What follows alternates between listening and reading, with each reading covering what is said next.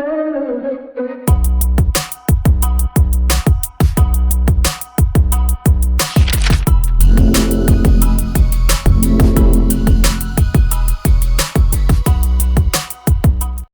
Friends, कैसे हैं आप लोग। आई होप अच्छे ही होंगे। तो आज मैं आप लोगों के लिए इस मैटर अराउंड अस प्योर का 4th पार्ट लेके आया हूँ। इसमें हम मिक्सचर्स को सेपरेट करना सीखेंगे अलग अलग तरीक़ों से, क्योंकि हर टाइप के मिक्सचर को सेपरेट करने का एक ही मेथड नहीं होता।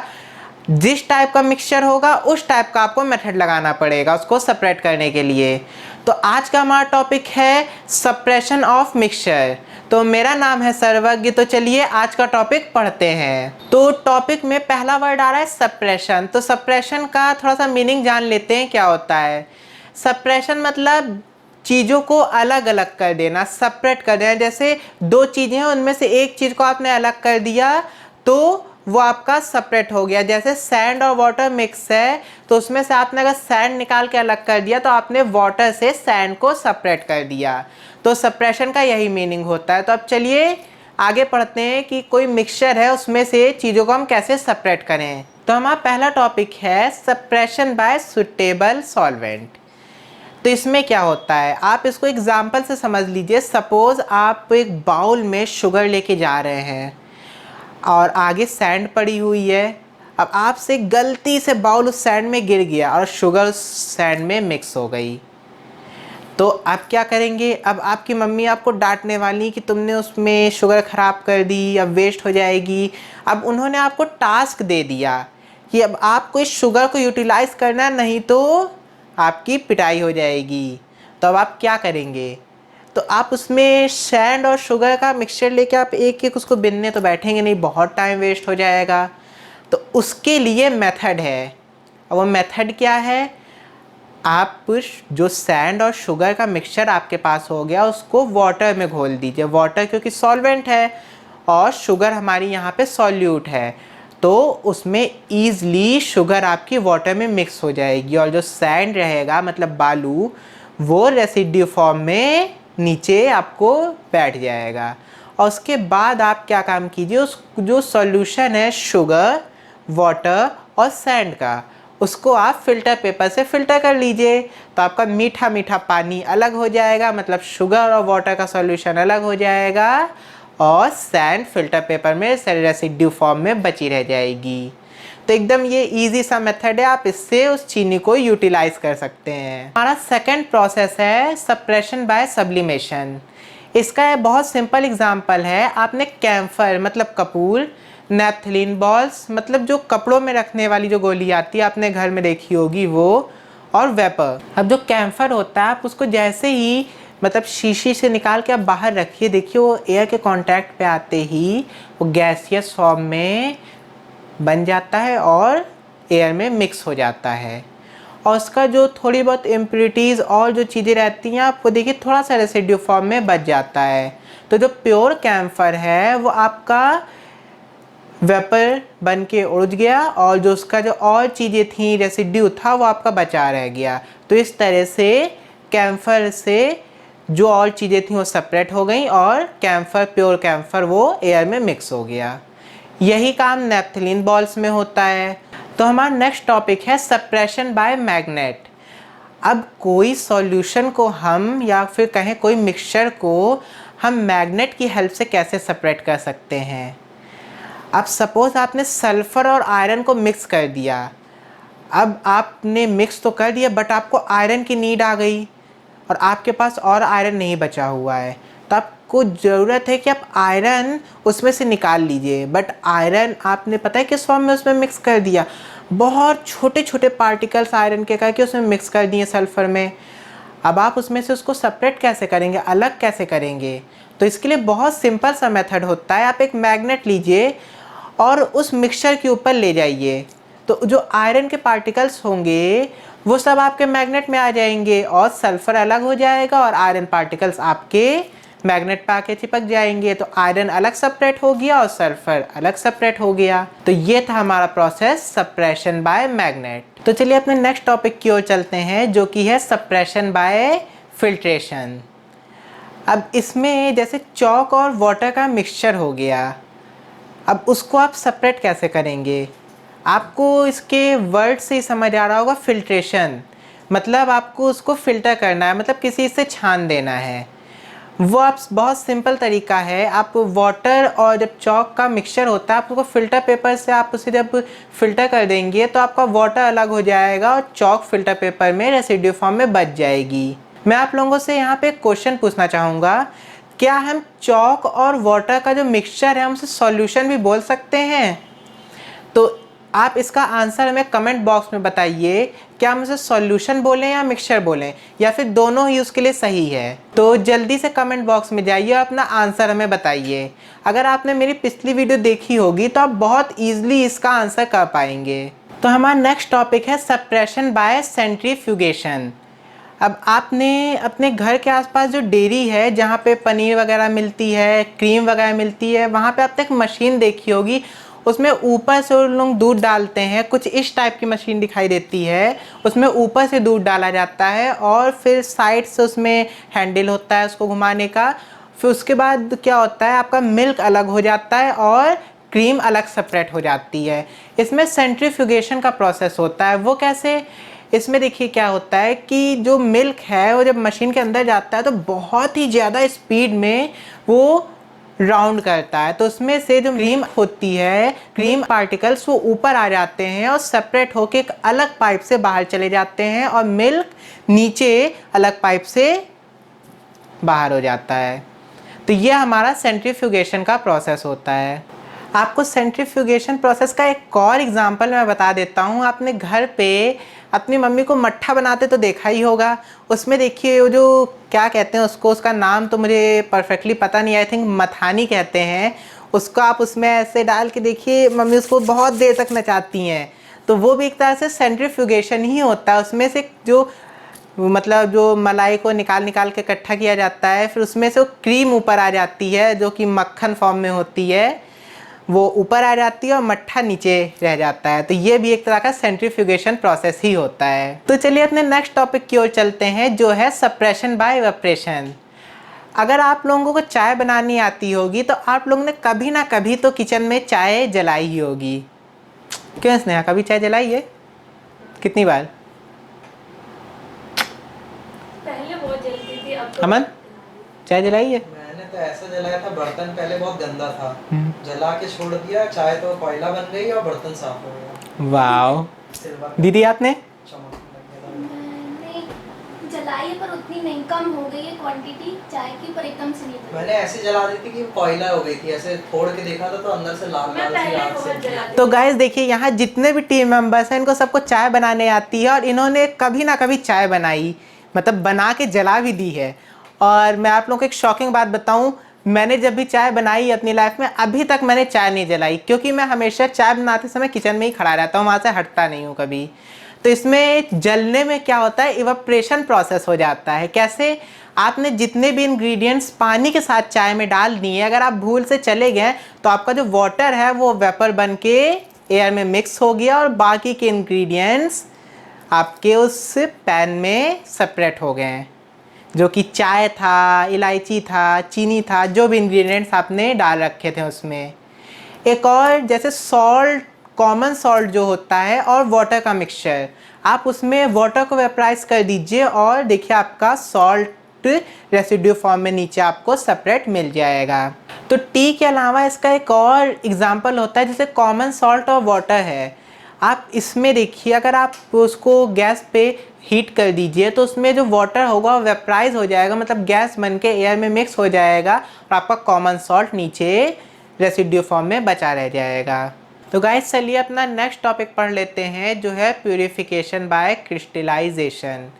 इसको मैं पूरा एक प्रोसेस से आप लोगों को समझाऊंगा। आप 10 ग्राम इम्प्योर कॉपर सल्फेट ले लीजिए, उसको वाटर में मिक्स कर दीजिए और एक अनसैचुरेटेड सॉल्यूशन तैयार कर लीजिए। उसके बाद आप उसको फ़िल्टर कर लीजिए, जिससे जो उसमें की इम्प्योरिटीज़ हैं वो फ़िल्टर हो जाएं।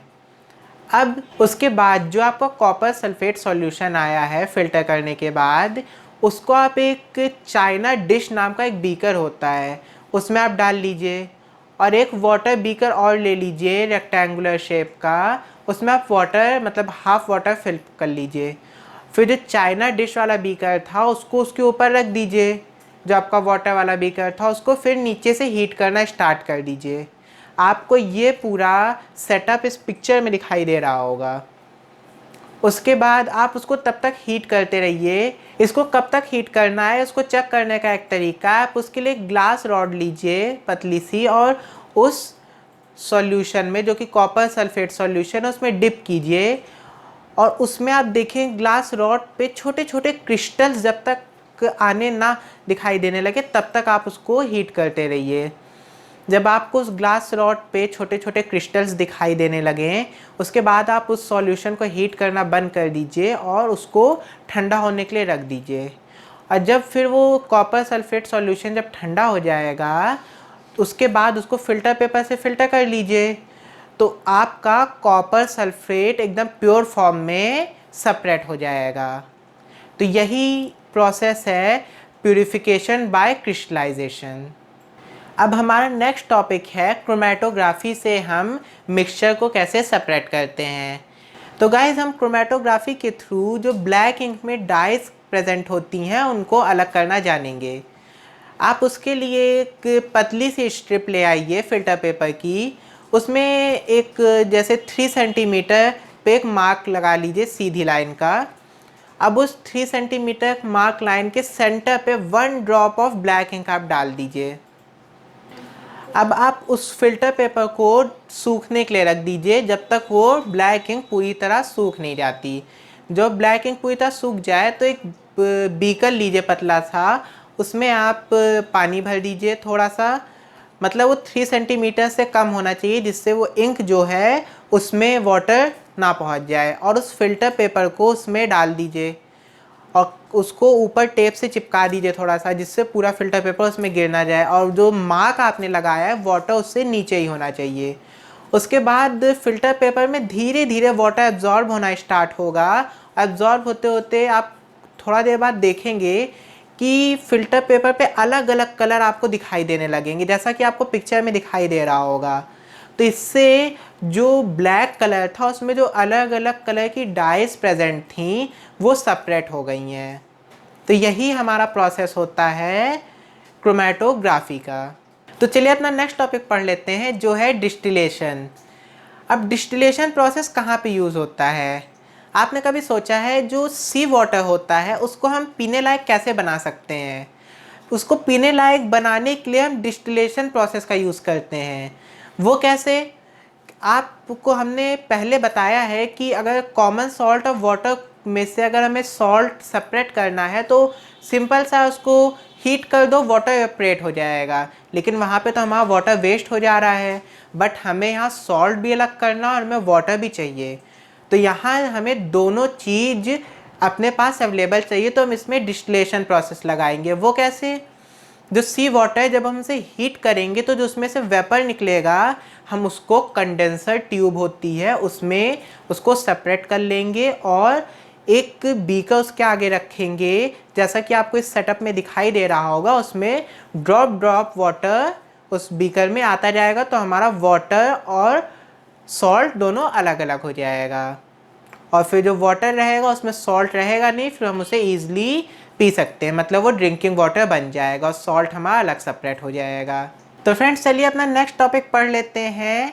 इसमें हम जानेंगे जब दो लिक्विड आपस में मिक्स हो जाए तो हम उन्हें सेपरेट कैसे करें। जैसे अल्कोहल आपका वाटर में मिक्स हो जाए तो उसको सेपरेट करने का क्या मेथड होता है। तो जब अल्कोहल को वाटर से सेपरेट करना हो तो हम फ्रैक्शनल डिस्टिलाइजेशन मेथड का यूज़ करते हैं। वो कैसे? जो हमारे मिसेबल लिक्विड्स होते हैं, मिसेबल का क्या मतलब है? मिसेबल मतलब लेयर वाइज लिक्विड। कैसे? जैसे आपका जो अल्कोहल आप उसे वाटर में जब मिक्स करेंगे तो पूरी तरह मिक्स नहीं होता, लेयर वाइज फ्लो करने लगता है, तो वही हमारा मिसेबल लिक्विड हो जाता है। अब अल्कोहल का बॉइलिंग पॉइंट और वाटर का बॉइलिंग पॉइंट दोनों डिफरेंट होगा। तो जब उस मिक्सचर को हम हीट करेंगे तो क्या होगा, जो अल्कोहल है उसका बॉइलिंग पॉइंट कम होता है तो जल्दी बॉयल होकर वेपराइज होने लगेगा और उसका वेपर ऊपर ज़्यादा रहेगा। तो हम उसको भी एक कंडेंसर ट्यूब में सेपरेट कर लेंगे और उसके बाद वो जब धीरे धीरे कूल होगा तो वाटर ड्रॉपलेट्स के फॉर्म में एक बीकर उसके आगे हम कंडेंसर ट्यूब के रख देंगे। उस बीकर में वो अल्कोहल अलग सेपरेट हो जाएगी और वाटर अलग हो जाएगा, जैसा कि आपको ये पूरा सेटअप इस पिक्चर में दिखाई दे रहा होगा। जो ये मिक्सेबल लिक्विड्स होते हैं फ्रेंड्स, इसको एक और प्रोसेस से हम सेपरेट कर सकते हैं, जैसा कि मैंने एक बार खुद किया था इसको। वो कैसे, मेरी बाइक जो है उसके फ्यूल टैंक में एक बार पानी चला गया था, तो उसके बाद बाइक स्टार्ट होने में काफ़ी प्रॉब्लम हो रही थी। तो मैंने क्या काम किया, उसका पूरा फ्यूल हमने एक बॉटल में निकाल लिया। उसके बाद मैंने देखा कि उस बॉटल में जो फ्यूल था वो ऊपर साइड हो गया और जो वाटर था वो नीचे साइड हो गया, क्योंकि वाटर फ्यूल के अकॉर्डिंग हैवी होता है, ज़्यादा डेंस होता है, इसलिए नीचे साइड था। उसके बाद मैंने उस बॉटल में नीचे साइड छोटा सा छेद कर दिया, तो उससे क्या हुआ, जो वाटर था वो निकल गया, बह गया और फ्यूल मेरे पास बच गया। और इसका एक और तरीका होता है, जैसे जो मैंने बताया, आप उसको बॉटल को एक बारी जब आप पलट देंगे तो क्या होगा, आपका जो फ्यूल है वो ऊपर साइड चला जाएगा तुरंत और पानी नीचे ही रह जाएगा, क्योंकि वो हैवी है। उसके बाद आप एक तरफ से उसका ढक्कन खोल दीजिए, पानी नीचे चला जाएगा और फ्यूल आपका बचा रह जाएगा। तो ये होता है सप्रेशन बाय फनल। अब इसको एकदम साइंस के टर्म में मैं आपको इस पिक्चर की हेल्प से समझाना चाहूँगा। इसमें आप देखिए, जो वाटर है वो नीचे साइड है क्योंकि वो हैवियर है, और जो केरोसिन ऑयल है वो ऊपर साइड है क्योंकि वो लाइट है। और उसके बाद वो नीचे से जो छोटा सा टिप बना है उस पर पहले कैप लगा रहता है, उसको हम हटा देंगे तो हमारा वाटर अलग हो जाएगा और फिर केरोसिन अलग हो जाएगा। तो जैसे आपका वाटर और केरोसिन मिक्स हो गया तो आप तुरंत उसको इस टाइप के बीकर में डाल के तुरंत उसको सेपरेट नहीं कर सकते, थोड़ा सा आपको वेट करना पड़ेगा कि वाटर नीचे साइड हो जाए और केरोसिन ऑयल ऊपर साइड सेपरेट हो जाए, तब आप नीचे का कैप हटा दीजिए और आपका वाटर हट जाएगा और केरोसिन ऑयल बचा रह जाएगा। तो गाइज़, आज की वीडियो हम यहीं पे ख़त्म करते हैं। जो मैंने इतनी सारी चीज़ें आपको बताई उसको आप पढ़िए, अच्छे से तैयार कीजिए और उसमें की बहुत सारे प्रोसेस जो हैं उनको अच्छे से लर्न कर लीजिए, सबका एक एक एग्ज़ाम्पल भी, क्योंकि एग्ज़ाम में विदाउट एग्ज़ाम्पल जब आप लिखेंगे तो नंबर कम मिलते हैं, आप एग्ज़ाम्पल के साथ लिखेंगे तो बहुत अच्छे नंबर्स मिलते हैं, इसलिए उसके साथ एक एक एग्ज़ाम्पल याद ज़रूर कीजिएगा। तो ये चैप्टर यहीं पे एंड होता है। अगर आपको इससे रिलेटेड न्यूमेरिकल्स समझने हैं, जानने हैं, तो हमें कमेंट बॉक्स में बताइए। अगर हमें 10 भी कमेंट मिल गए तो हम तुरंत ही न्यूमेरिकल से रिलेटेड एक वीडियो अपलोड करेंगे। तब तक के लिए बाय बाय और घर पे रहिए और पढ़ाई करते रहिए।